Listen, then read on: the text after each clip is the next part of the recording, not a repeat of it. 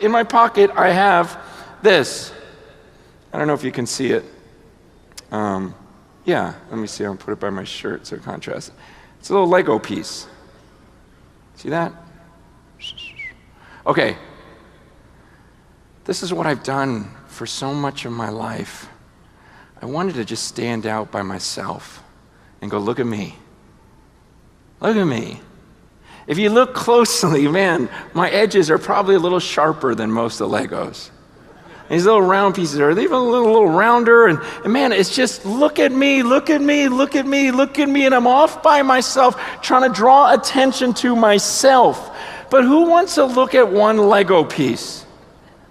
Right? And I never thought of myself as, man, what's the purpose of this? The purpose was to be a part of something bigger, right? I told my son, build me a temple, and this is what he came up with. But the idea is, as 1 Peter 2 is talking about how you're one stone. And you just attach yourself, and maybe we want the position of prominence. And at different points in our life, it's like, okay, I'll attach myself to everyone else, but I want to be right here. I want to be the guy out front. I want to be the one that everyone sees. Rather than just saying, man, no, it's just an honor to be a part of the temple.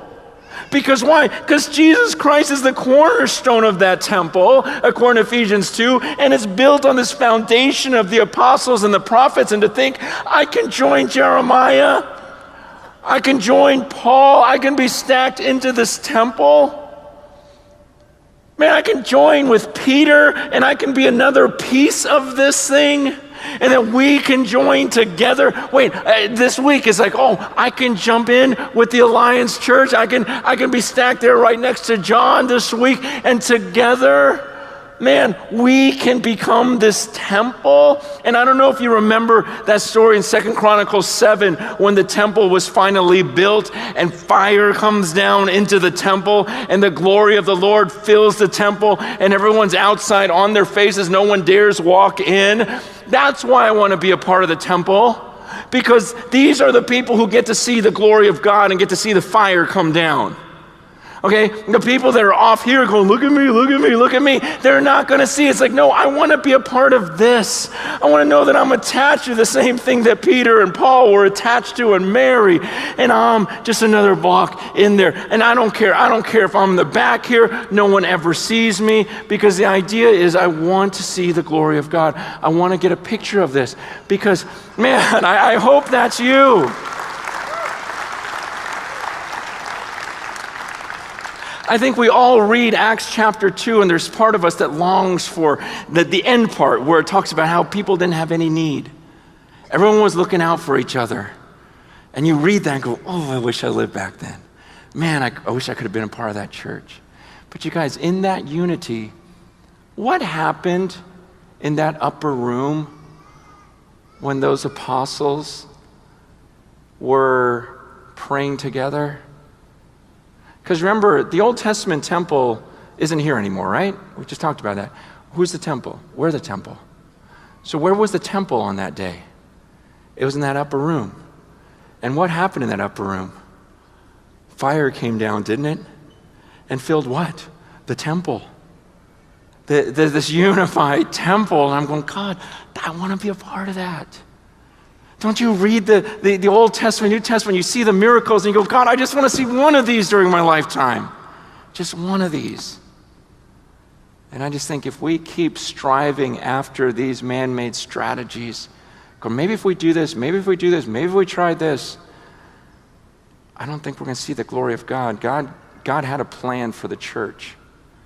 He says, I want you to be so in love with each other, so unified. And when you're one, the world's going to believe. They're even going to believe in their own destruction and your salvation. But you've got to stick together and strive side by side, not afraid of anything. You all become the temple of God. And that's my prayer for us. I don't know. I don't have any answers as to how are we going to get all these denominations to be one? How are we going to get all these people who I've seen with the Holy Spirit in them to become one in a way that's visible? And I said, I have no clue. I just know I got to start with me and start with whoever's in front of me. And my mind can't figure out the whole big picture. I just go, I know it can happen because Jesus prayed for it. So right now, at least with my leaders, let me start even in my own home and with my leaders and with my staff to say, look, we got to be perfectly one. Let's pursue this oneness that Jesus calls for. And then let's just see what happens to the church after that. If we can become that type of unity, let's just trust the Lord will bring the increase in every other area. But let's just be that family for now and strive for that.